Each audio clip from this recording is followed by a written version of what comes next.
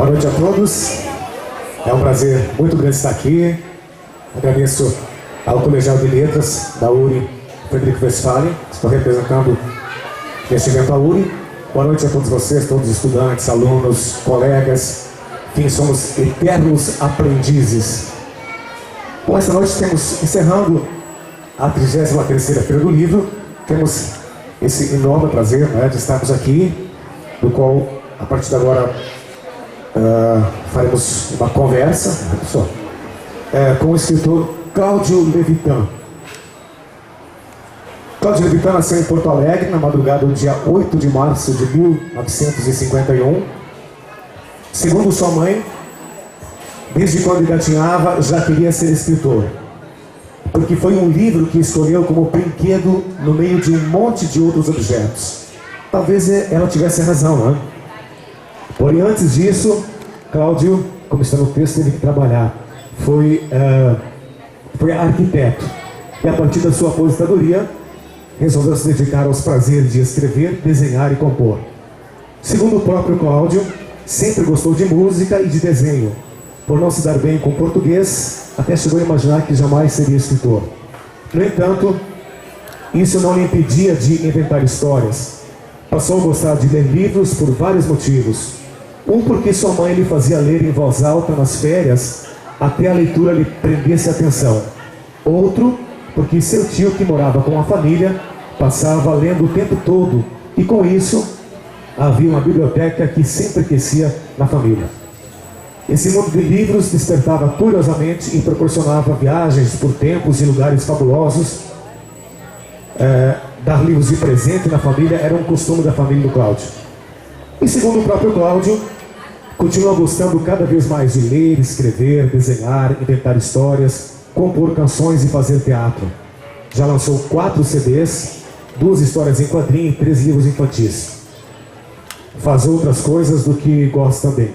Olha, seu público preferido são as crianças, porque, como diz um provérbio índice, se o mundo for salvo, será por meio das crianças.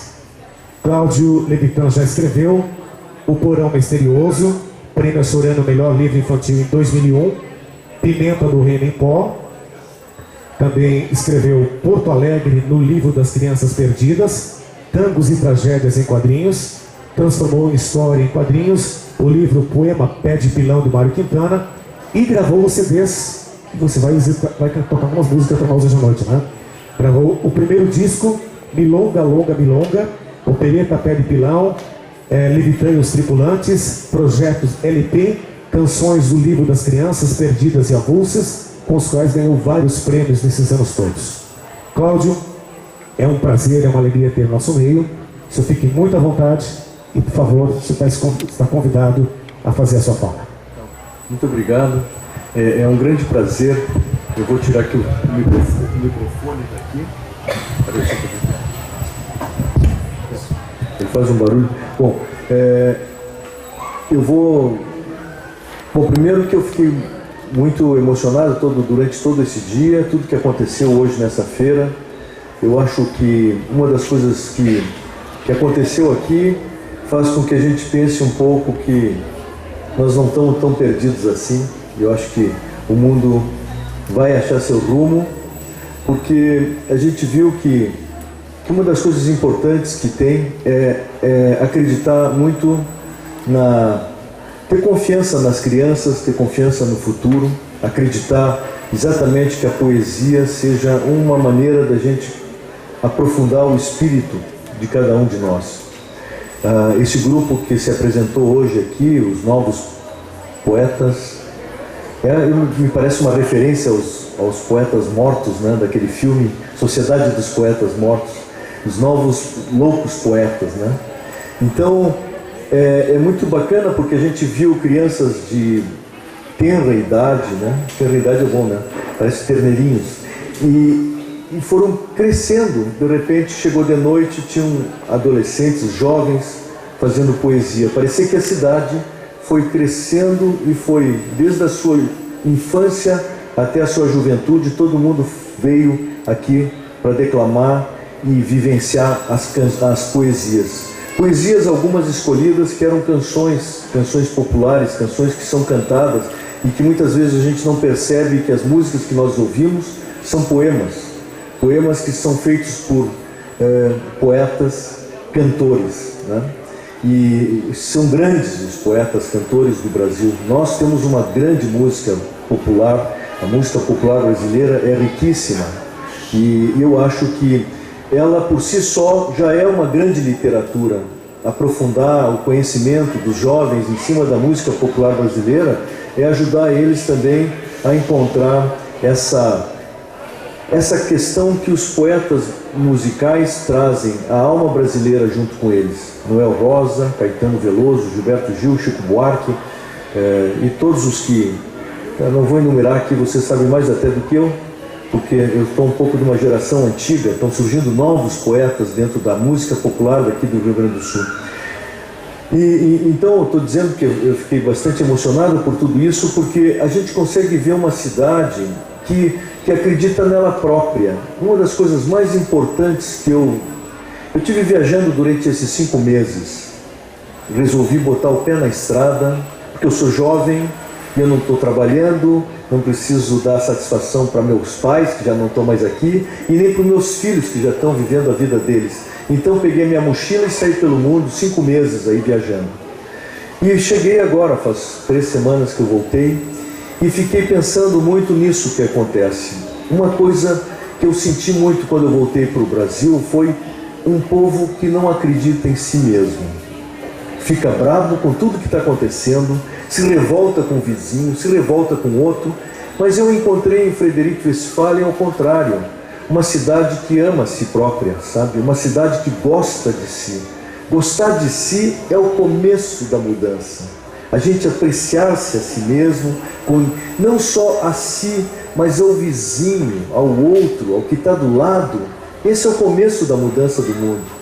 E está nisso aí o futuro. Eu achei tão bonito ver vocês aqui, amando tanto essa cidade, tão bonita, tão distante da minha, porque eu vim de Porto Alegre e me pareceu tão longe.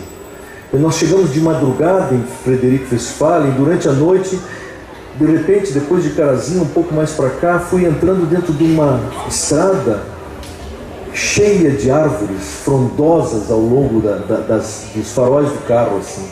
E me pareceu como se eu estivesse entrando, chegando numa cidade mágica que estivesse dentro de uma grande floresta.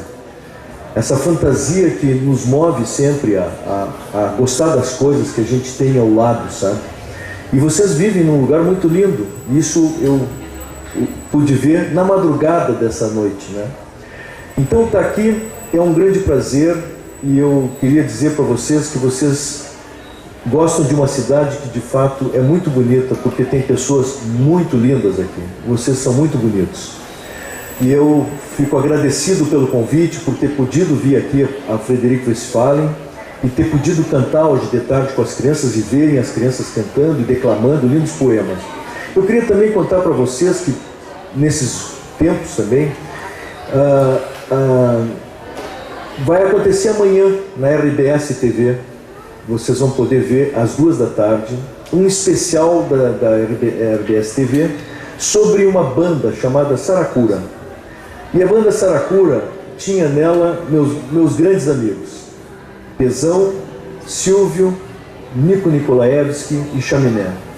Os 2 últimos são falecidos, o Nico recentemente, há 2 anos atrás, e nos deixou completamente assim, atônitos com a rápida morte dele. O cara que inventou junto com o Ike Gomes o Tangos e Tragédias, que é uma obra-prima do teatro e da música do Rio Grande do Sul, que nos orgulhava e nos orgulha até hoje, porque essa memória não está esquecida, né?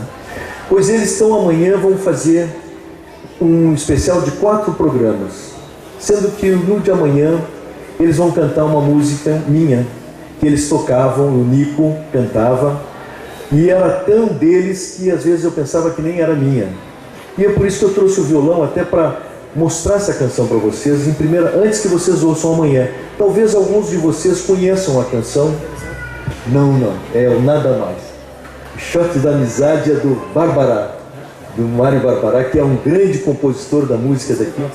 cantavam, foi o maior sucesso do Saracura, era o Shot da Amizade. Nem penso em nada mais,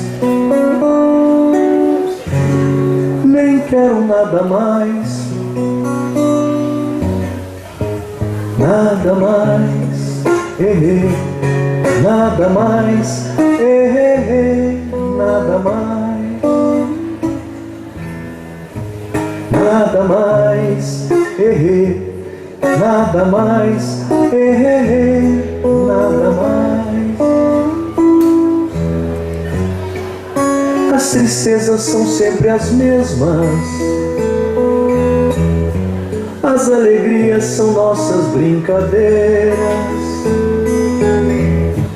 sempre novas, sempre novas, sempre velhas companheiras,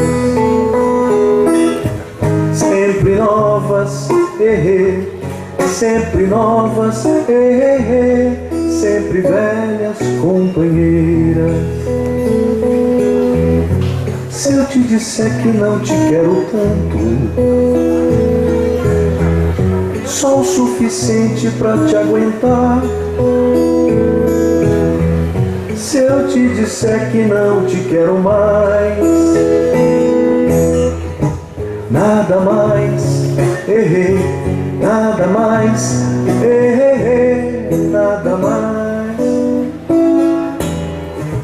nada mais, nada mais, nada mais. Se eu morrer, o que vão dizer? Em caso que vão dizer? Em caso que vou dizer? O que vão dizer? Em caso que vão dizer? Em caso que vou dizer? Nada mais, nada mais, nada mais, nada mais, nada mais, nada mais, todo mundo, nada mais, nada mais, nada mais, de novo, nada mais, nada mais, nada mais, baixinho, nada mais, nada mais, nada mais, rostinho colado, nada mais, nada mais, chorando, nada mais, nada mais, nada mais, terminando, nada mais, nada mais, nada mais.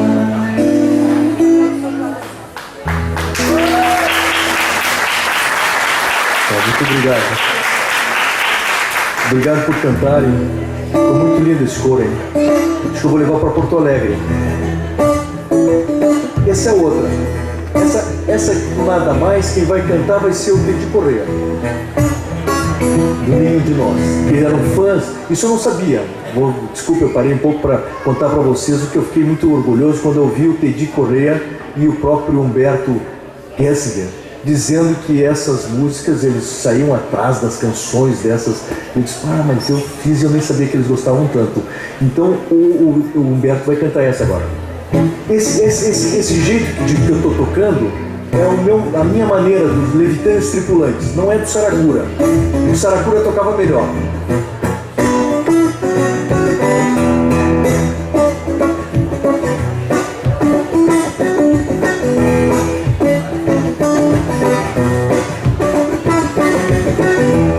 Marcou bobeira já era,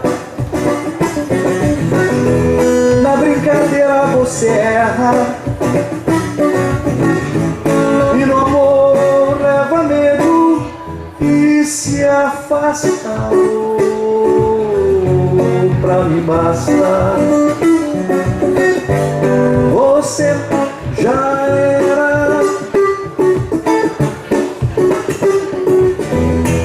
que leva tempo não muda,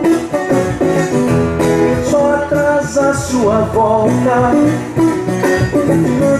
Quem leva medo fica, perde tempo, perde a vida e não vê nada. Se você só vacila, um dia se machuca, um dia se perde, se despede ou se confunde e não vê nada. A globoteira já era, na brincadeira você erra, e no amor leva medo e se afasta. Oh, pra mim basta.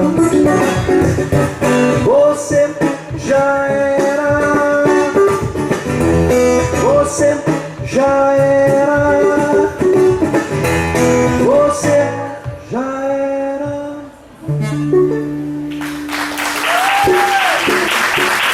Obrigado. Já que eu estou com o violão na mão, vou aproveitar para contar mais uma história. O Tangos e Tragédias tocava uma música que eu fiz e que eles fizeram muito sucesso. Inclusive tocaram várias vezes no Jô Soares e no Faustão. Se vocês puderem cantar comigo, não é difícil. Ana Cristina, eu não gosto de você, tô amando loucamente. Quem? Isso. Ana Cristina, eu não gosto de você, tô amando loucamente a tua mãe. Foi de manhã, eu fui tomar café, apareceu a velha, sabe como é?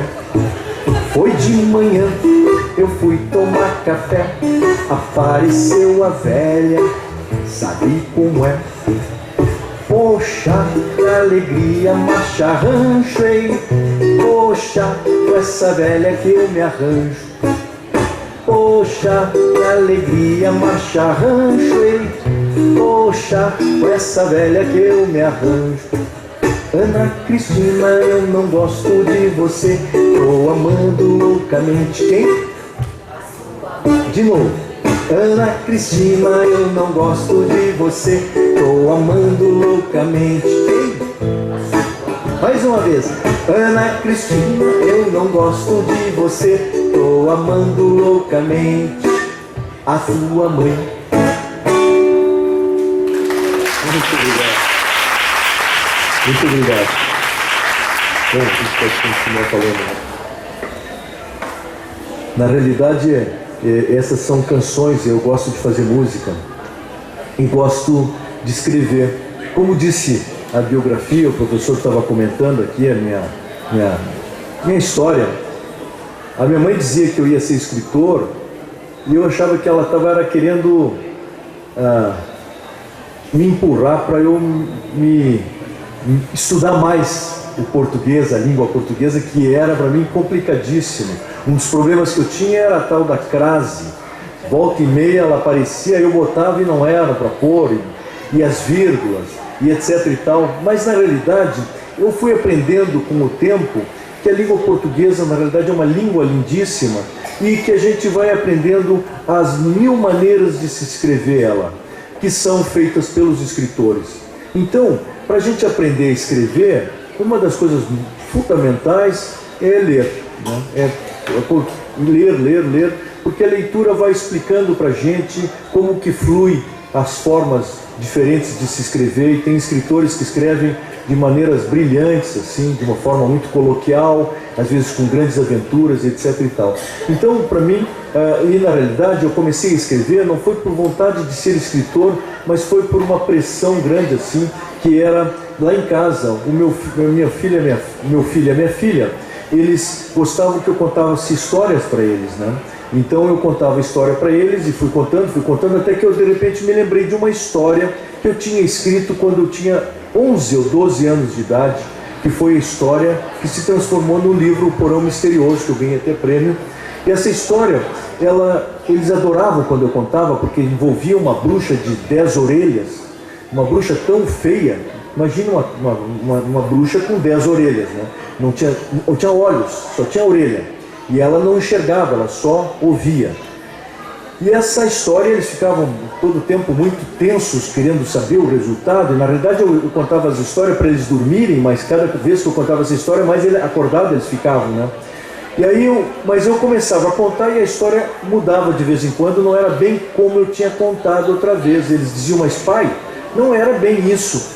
E aí eu tentava ver, daí eu me dei conta que eu tinha que escrever essa história para que ela não se perdesse e ficasse bem de acordo com aquilo que eles gostavam. E aí eu escrevi, o Lucas, meu filho, desenhou, e agora eu vou fazer uma propaganda do Lucas que vocês vão gostar se vocês forem atrás dele. O Lucas Levitan, ele está fazendo um sucesso grande em Londres, agora ele está morando lá, e ele inventou de entrar no Instagram. Sabe o Instagram, né? O Instagram é um aplicativo que tira fotos. Então as pessoas colocam as fotos no Instagram e ele pega as fotos e invade as fotos. Ele chamou esse projeto de Photo Invasion. E está fazendo um baita sucesso. Tem um aplicativo agora do iPhone para essa brincadeira. Se vocês quiserem, vocês procuram lucaslevitan.com. Lá vocês vão achar a história dele, que é muito divertida, tem uns desenhos muito engraçados. E aí ele foi quem fez a capa do meu livro e toda a ilustração do Porto Alegre no livro das crianças do Porão Misterioso, desculpa. Porto Alegre é outra pessoa que fez a ilustração. No Porão Misterioso o Lucas desenhou. E na Pimenta do Reino em Pó quem desenhou foi a Karina. E a história eu conto sobre o Lucas, a Karina e o Diego, meu sobrinho. Porque na realidade as histórias e o livro, eles sempre contam a verdade, eles sempre contam um pedaço da nossa vida. E quando a gente conta a nossa vida um pouco, eu acho que passa para o outro e as pessoas conseguem compreender e se aprofundar nessa troca de alma que a gente tem quando a gente faz canções ou poemas ou livros ou teatro ou se declama. Então, eu acho que isso foi o que me motivou a escrever. Quando eu escrevi esse Porão Misterioso, teve uma baita aceitação nas escolas. Eu tenho escolas que estão adotando há 15 anos, eles continuam adotando, e eu vou nas escolas e sempre... Isso é uma das coisas maravilhosas da humanidade, né? Sempre tem um quarto ano novo. Todos os anos continua tendo o mesmo quarto ano com novas crianças, né? Então sempre vem às vezes a ideia que eu tenho é que nós andamos dentro de uma roda gigante, sabe? Então a roda gigante é mais ou menos assim. O meu avô entrou primeiro com a minha avó naquelas cadeirinhas, né? E subiu. Depois o meu pai com a minha mãe subiu na outra cadeirinha. Depois eu subi com meus irmãos na outra. E aí meu avô chegou lá em cima e disse: pá, vocês não imaginam como isso é bonito. E eu dizia: mas vô, aqui não tem nada de graça, né? Que eu estava no resto da terra, assim. Daí quando a gente chega lá em cima, pá, vô, tu tem razão, mas ele já não está mais, né? Porque daí ele, subiu para o outro andar.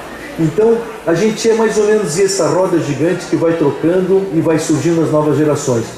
E essa ida nas escolas, todos os quartos anos, as crianças me pediam para continuar as histórias. Então eu continuei com a Pimenta do Reino em Pó e eu terminei o terceiro volume, que é o Segredo do Poço Seco, que está inédito, que eu vou lançar talvez no ano que vem. Estou um pouco preguiçoso agora, sabe?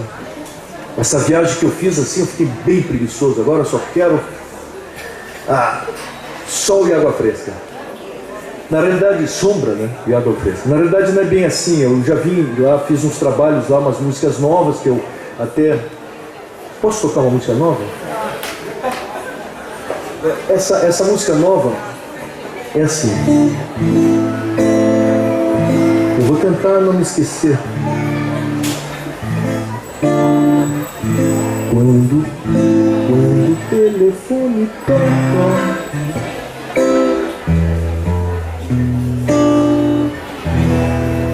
desculpe, sabe o que acontece?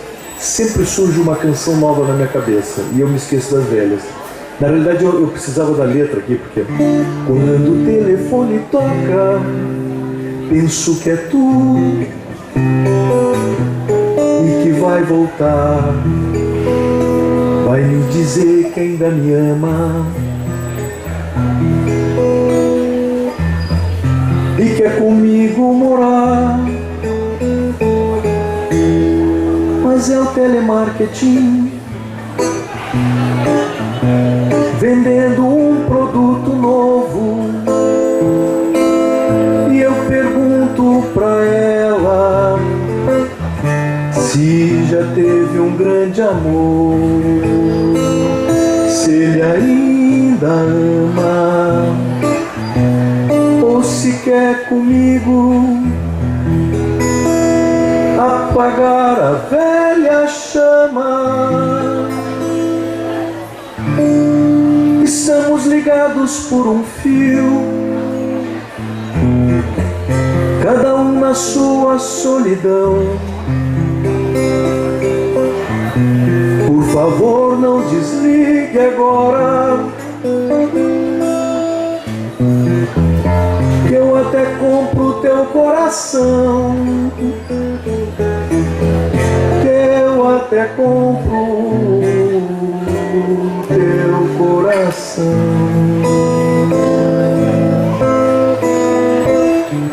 Ei, moça do telemarketing, não desliga mais. Ei, moça do telemarketing, me trouxeste paz. Canta comigo. Ei, moça do telemarketing, não desliga mais. Ei, moça do telemarketing, me trouxeste paz. Mais uma vez. Ei, moça do telemarketing, não desliga mais.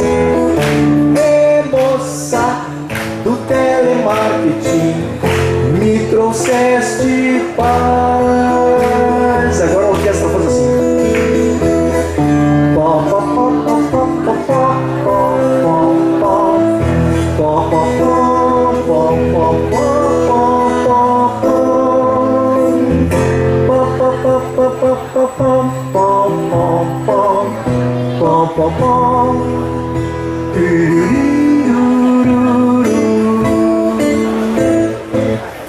Quando o telefone toca,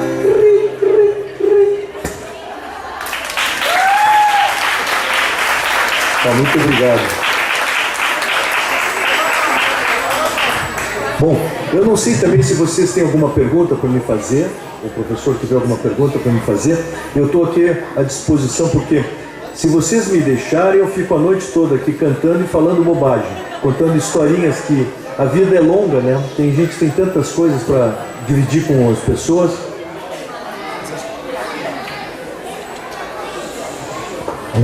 Deu. Ok. Mas a vida é isso. É o ócio produtivo, nós precisamos. Vamos trocar. Os velhos gregos com o ócio produtivo. Cláudio, a plateia à vontade, por favor, quem quiser fazer questões, algum pronunciamento, depoimento, estão convidados. Antes disso, Cláudio, duas questões. Você abordou a questão da música na escola, né? Certo. Inclusive existe um dispositivo legal para isso, mas na prática não está acontecendo. Até porque nós, professores da nossa geração, não fomos educados para isso, tem que ter uma reeducação nisso, né? Isso é verdade. Esperamos que aconteça e ela é útil. É verdade. Outra questão, você também falou que a poesia, a música é um pedaço da vida. A Ana Cristina era um pedaço da tua vida? Querem saber? Todo mundo me pergunta, a Ana Cristina existiu? Existiu. Não, isso que acontece é que essa canção eu fiz muito jovem. Eu tinha uns 16, 17 anos. Eu me dei conta disso depois. Daí de repente eu me dei conta que a mãe da menina que eu gostava devia de ter uns 35, 40 anos.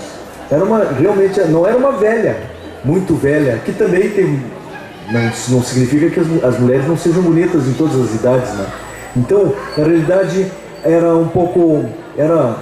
de fato a mãe dessa menina era mais bonita que ela. Era uma bela de uma mulher. Mas a gente também faz assim na brincadeira, de repente as coisas assim. Sabe o que acontece? Por exemplo, todas as canções, até essa canção que eu cantei do telemarketing, é verdade, sabe? Eu estava em casa assim e de repente tocou o telefone, eu saí correndo, disse, ela me telefonando e dizendo, olha, deu tudo certo, nós vamos voltar, nada aconteceu. Era a maldita da moça do telemarketing lá.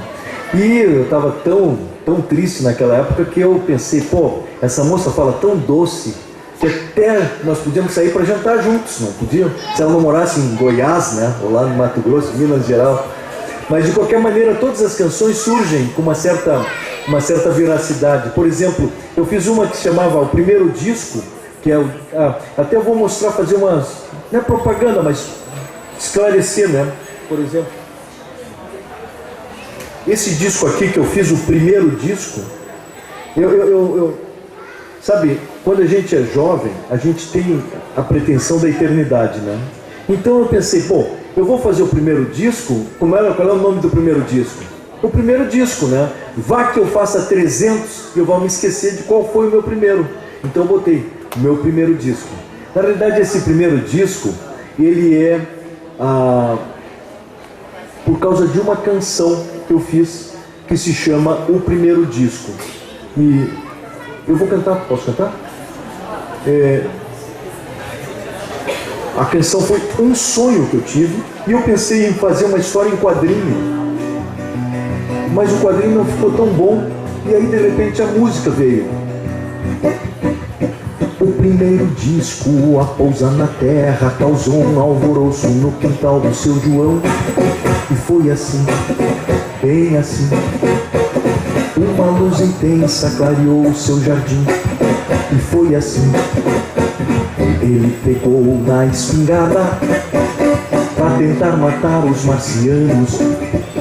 Mas a mulher lembrou que eles tinham os tais gases letais de Plutano e podiam nos desintegrar. O negócio era então dialogar, dividir o pão, o peixe, o bolo, não desistir de sentarem à mesa. Mas qual não foi sua surpresa quando a porta da nave se abriu e um bando de meninos saiu. Eram engraxates, pivetes, menores abandonados no espaço sideral, descerem de bandada, pisoteando seu jardim, seu quintal. Que confusão, revolução interplanetária. Interplanetária, interplanetária, interplanetária. Oh, oh, oh, oh, oh. Bom, bom, bom, bom, bom, bom, bom, bom, bom, bom, bom,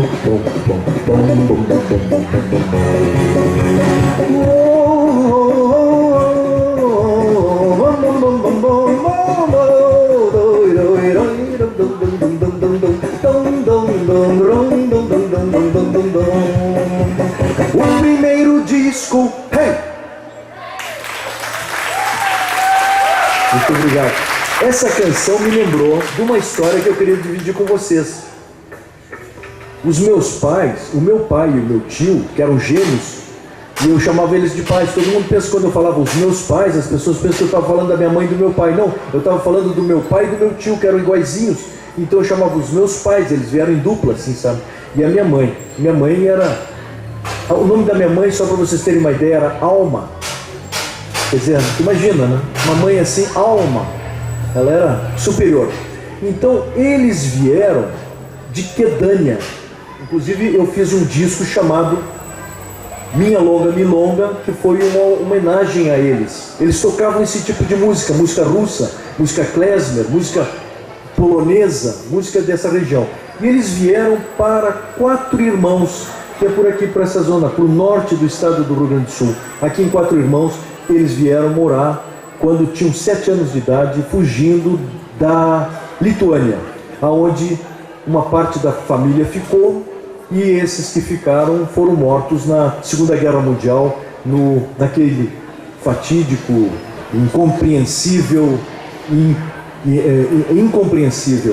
inumano projeto do Holocausto feito pelos nazistas, né? Que foi uma matança generalizada do mundo inteiro. Então eles foram os que morreram, e eu fiz esse disco chamado Minha Longa Milonga, onde eu misturei, compus 14 canções, 17, na realidade são 16 canções, e ganhei prêmios. Fui Itaú Cultural, Prêmio Açorianos, Prêmio Unesco, da Unesco também, e inclusive levei esse trabalho para Genebra, lá para a Suíça. Depois eu fui a Quedânia também, toquei na cidade do meu pai, nos lugares onde ele vivia. As pessoas foram muito queridas, muito gentis, e todo mundo também muito comovido com tudo que aconteceu com eles também, né? Bom, esse foi um trabalho que eu queria contar só porque eu me lembrei que quando eu estava vindo para cá, essa floresta, esses lugares, essa região linda que vocês moram, eu me dei conta que o meu pai veio quando eu era criança também, morar, não tão próximo aqui, mas um pouco mais adiante, ali perto de Erechim, né? Erechim é tão longe daqui, mano? Não é tão longe. Não é tão longe, né? É perto. Cláudio, outra questão, você comenta a questão de, para escrever tem que ler. Como é que está valendo essa questão da internet hoje, para a gurizada? Essa é uma pergunta interessante, sabe? Muitas pessoas falam mal da internet. Só que eu me dei conta, não sei se vocês se deram conta também, que ninguém mexe na internet se não souber ler e escrever. O teclado é com letras e ele exige compreensão da língua. Mesmo que tu não estejas escrevendo uma literatura shakespeariana, tu está necessariamente tendo que falar com outro através da palavra escrita. Então eu acho isso muito, muito interessante, muito importante. É um instrumento de comunicação que o mundo tem. Realmente, olha, Gutenberg fez uma grande revolução. A segunda revolução é a internet, que a gente agora, os livros, as músicas, tudo, desapareceu a fronteira. Por exemplo, eu dei o exemplo do meu filho que está fazendo esse trabalho. Ele mora em Londres, porque foi lá que ele começou a inventar, e ele negocia, conversa com todas as pessoas do mundo inteiro. E pessoas do mundo inteiro também podem acessar as músicas nossas, os sites feitos aqui em Frederico Westphalen e lá do outro lado do planeta. Então é uma grande conquista da humanidade a internet, e que eu me dei conta que o Lucas e a Karina passavam a infância inteira brincando com videogame. Aquilo era um inferno. Eu brigava com eles porque eles vinham com aquela porcaria do videogame. De repente entrou um computador na sala da minha casa, e o computador começou a crescer dentro da minha casa, e eu me dei conta que eu não sabia mexer naquilo. Eles brincavam com aquilo com a maior facilidade, entravam e saíam, e eles diziam: mas pai, não tem medo, vai. Lógico, eles aprenderam a jogar com aquele instrumento. Aquilo era uma brincadeira. Para mim aquilo era uma máquina de datilografia que podia apagar tudo, né? Então de certa forma, eu sou de uma outra geração e fico meio confuso com isso. E eles estão me mostrando que, ao contrário, isso é uma grande conquista, e que as crianças, eu acho que elas têm que ter essa instrumentação, porque esse é o instrumento do futuro. Porque eu vou dar um exemplo para vocês. Nessa minha viagem eu levei os meus CDs, né? E chegava lá, fui lá, eu estive em Tel Aviv, encontrei um jovem que é um baita de um músico, um cara, um baterista, toca um monte. E eu disse: cara, eu tô, o meu presente aqui, eu te dou meu disco que eu fiz de rock and roll, Levitando os Tripulantes, é música de rock and roll Gaudéria. E esse disco, a minha filha tocou comigo e tem músicas que eu fiz aos 15 anos. É bem legal. Também várias indicações. Mas o que eu queria contar é que eu dei para ele, o guri disse assim: bah, eu não tenho onde ouvir. Ele não tem mais CD player. Não tem, o computador dele não entra mais CD. Agora é pendrive, entende? Então a mídia do CD já passou a ser uma coisa meio do passado. Eu recém estou entrando, os caras já estão saindo, entende? Essa foi a minha sina, sabe? Eu sempre entrei quando os caras estão terminando a festa. E aí, mas o que eu quero dizer com isso, que existe uma mídia nova que está se renovando permanentemente e que, de certa forma, auxiliam muito as crianças a chegarem a conhecimentos impressionantes. Como, por exemplo, tu está conversando com um guri lá, e ele está no computador e tu fala: ah, mas sabe o que acontece? Tu já lesse aquele livro do Bachelard, Gaston Bachelard, o livro da Terra e não sei qual lá? Ele já está teclando no Google, já está vendo o livro e já está baixando o livro. Então, eu acho que eu me estendi na resposta, mas eu quero dizer que, ao contrário disso ser um problema, isso é uma grande vantagem que eu incentivaria os jovens a continuarem brincando nesse negócio. Só para dar um exemplo, eu fui uma vez numa aldeia de índios lá que mora na Lomba do Pinheiro, perto de Porto Alegre. Eles leram A Pimenta do Reino em Pó, foi o primeiro livro em português que eles leram, e me convidaram para conversar com os índios. Foi uma experiência muito incrível, assim como está hoje aqui com vocês, sabe? E o que aconteceu foi que tinha umas criancinhas de 3, 4 aninhos, índiozinhos, no celular, fotografando e mexendo no celular, no eclã, aquele tch, uau, eles já estão noutra. E esse menino, ele está podendo entrar no mundo moderno sem deixar de ser. Ele continua sendo índio, porque a comunidade continua como nós continuamos, né? Vocês continuam sendo de Frederico Westphalen, né? As pessoas, um ajuda o outro a manter a sua memória. Eu acho que os índios, essas aldeias, precisam manter a sua identidade, mas isso não significa não aproveitarem os instrumentos do mundo moderno e estarem junto conosco no mesmo nível, né? Me parece que o problema é o excesso. Me parece que o problema é o excesso. Bom, eu sou meio virtuoso. Sim, nessa um equilíbrio. Nessa questão do excesso, eu acho que excesso em todas as coisas é um problema. Excesso em bebida é um problema. Excesso em dormir é um problema. Excesso em acordar, ficar sem dormir também é um problema. Eu acho que tu está dizendo uma coisa muito importante. O equilíbrio em todas as coisas é fundamental. Uma criança que fica presa dentro de um computador e não se preocupa com a atividade física, com o corpo, com a brincadeira, com a interação com o outro, é um problema. Nós já estamos entrando numa outra questão, que é... né? Até porque o aprendizado, a criança que convive melhor socialmente, tem um aprendizado melhor, né? Sem dúvida, sem dúvida. Isso é o papel da escola, né, que eu acho. Esse convívio, essa sociabilidade das crianças junto às outras, da mesma idade. A escola, hoje de manhã eu falei de uma história que também eu nessas minhas andanças descobri que tinha muitos professores e pessoas que têm uma certa bronca com Harry Potter, sabe? E eu sou um fanático não, mas eu sou aficionado. Eu acho o Harry Potter uma grande obra-prima da literatura infantil. A Rowling escreveu um livro que vai entrar na história da literatura infantil mundial, porque é uma saga que mexe com as questões do mundo moderno do século 20, 21. E ela trata de uma questão que para mim é muito bonita. A coisa mais importante do Harry Potter é o tempo dele dentro da escola. O tempo das férias é uma tortura para ele. Quando ele entra no colégio, começa a vida dele. Isso para mim é uma baita lição. Os professores tinham que aproveitar isso, porque é na escola que começa a vida de uma pessoa. É o professor que vai dar o rumo de uma vida.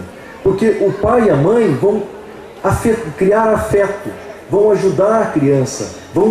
Meu pai e minha mãe, mesmo que não estejam comigo hoje, sempre estão me aconselhando, compreende? E eu estou sempre do lado do meu filho e da minha filha para que eles não caiam, não chorem, não sofram.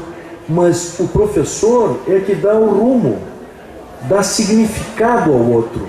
Eu acho, de certa forma, o papel do professor é uma grande função dentro da sociedade, maior do que dos políticos, maior do que os médicos, porque curar a vida é importante, mas ter sentido a vida é outra coisa, né? E que daí eu acho que entra a cultura também. A internet tem informação, nós temos informação na internet, mas o professor pega essa informação e a transforma em conhecimento. Sem dúvida, o professor é um mestre. Eu conheci uma história muito bonita de um filósofo do século XI, século XI ou século XII, não me lembro, em 1100, ano 1100, é bastante atrás, né? É naquela idade que a gente diz, pô, aquilo ali é a idade da sombra, ninguém pensava, escuridão. Esse filósofo se chamava Maimônides, e ele disse o seguinte: o professor tem que ser pai dos alunos e o pai tem que ser professor para os filhos e o professor tem que ser pai para os alunos. Eu achei isso tão bonito, que significa o seguinte: ensinar com afeto e ensinar com disciplina. O pai não pode perder o foco de que ele está ensinando uma criança também. E o professor, com afeto, ele também está passando conhecimento.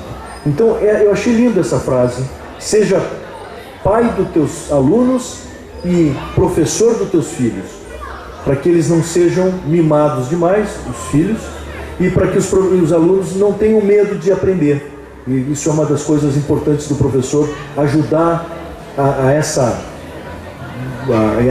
treva que é a ignorância, né? Entrar dentro desse mundo do desconhecimento, e o professor tem essa capacidade de afetuosamente nos ajudar a enfrentar nossas dificuldades.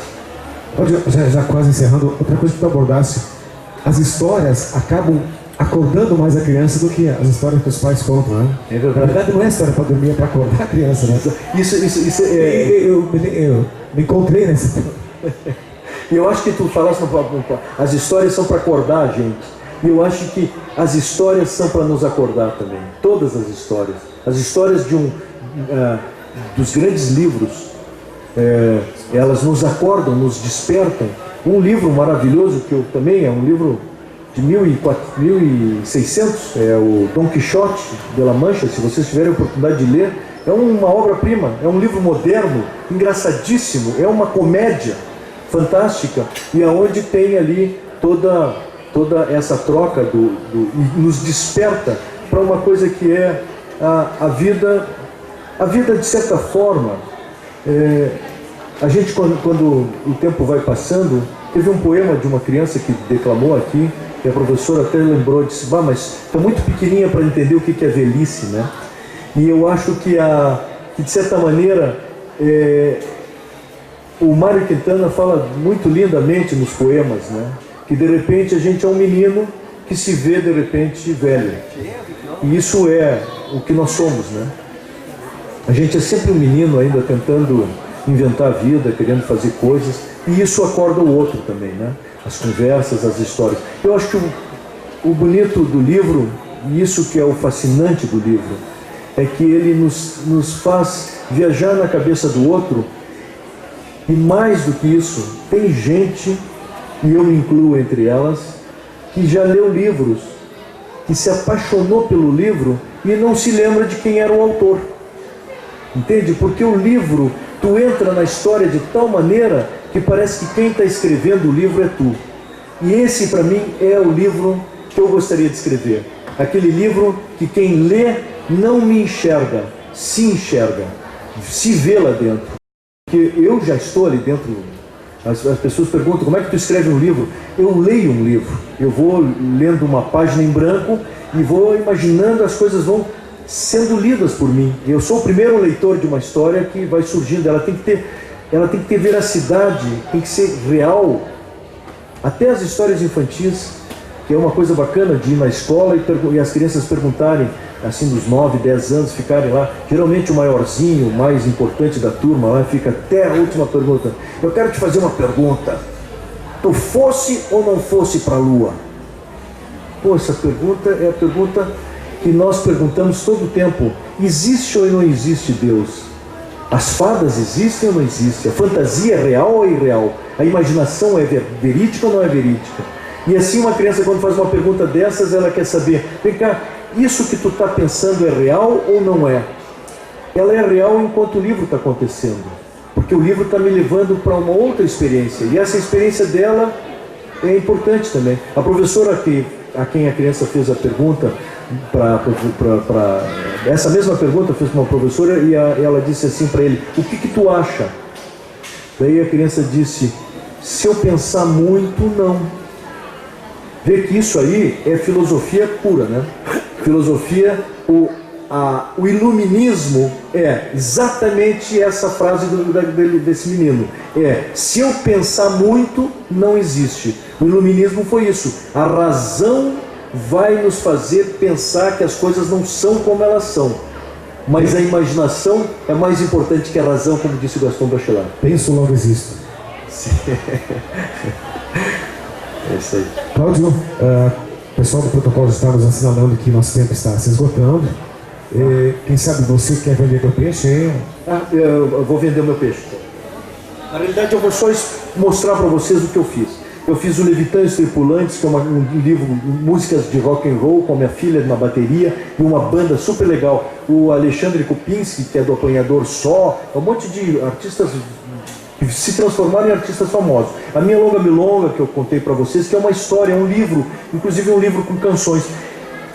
De certa maneira, o meu primeiro disco que eu mostrei, as canções avulsas são canções românticas. É o meu lado romântico. São canções de amor.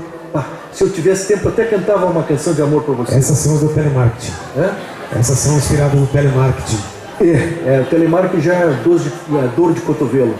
Canções de dor de cotovelo. Era um disco que eu ia chamar de Inúteis, porque eu fiz tantas canções e ela não se convenceu. Não adiantou. Daí essa aqui também que eu queria mostrar, Canções do Livro das Crianças Perdidas, é a trilha sonora do livro Porto Alegre das Crianças Perdidas, do Livro das Crianças Perdidas. Eu fiz as canções para a criança ler o livro e botar no CD player e ficar ouvindo como se fosse a trilha sonora do filme, sabe? Como se fosse um filmezinho. E esse aqui é o Pé de Pilão. Hoje nós cantamos toda tarde, toda manhã, o Pé de Pilão. E essa história eu me envolvi a minha vida inteira. Aos 20 e poucos anos eu comecei a compor e estou até hoje cantando as canções. Eu, o Nico Nikolaevski e o Vitor Ramil fizemos as músicas. Essa aqui é a Pimenta do Reino em Pó. Depois tem outros livros. Desculpa. Só um último, não sei se tem. A Vaca Transparente. Esse aqui é um livro que eu escrevi. Esse livro aqui eu escrevi quando eu tinha uns 20 anos. Foi na época da ditadura, 1971. A gente não podia escrever muita coisa, porque senão ia, sabe, ele é comunista, pegava, eu não queria ser preso nunca. Então, eu fiz a história para um jornal, o Pato Macho, e está aqui a história toda em quadrinhos, fui fazendo, daí cansei. Daí comecei a escrever, e aí vocês vão ler, se vocês quiserem, dá para ler e ver história em quadrinho sobre a época da minha juventude. Caetano Veloso está aqui, e toda o tropicalismo, as dificuldades sobre o enfrentamento da polícia com os manifestantes, que lembrou muito junho de 2013, né? Bom, é isso. Eu agradeço muito a atenção, desculpe tomar-lhes o tempo. Cláudio, assim como o Nelson Busato que está aí, eu te proponho um desafio. O Nelson também tocava. Se ouvia Saracura no interior, sim. Se ouvia. Quem sabe você encerra a tua participação com uma outra música de Saracura. ok? Então vou tocar uma outra música do Saracura. Todo menino que se prende pela mão de sua mãe diz que vai longe, mas não passa do portão. Fica no leito, fica no muro ao lado dela, atrapalhado com a vida, enquanto o tempo estraçalha o coração. Como dói ser mamãe, dar de leite pro menino pra depois ele morrer pela nação. Como dói ser mamãe, dar de leite pro menino pra depois ele morrer na alienação. Todo menino que se preza fala mal de sua mãe, diz que vai bem enquanto a velha passa mal. Fica no leito ao lado dela, atrapalhado com a vida, enquanto a velha se estribucha de ferida. Como dói ser mamãe, dar de leite pro menino pra depois ele morrer na alienação. Como dói ser mamãe, dar de leite pro menino pra depois ele morrer na solidão.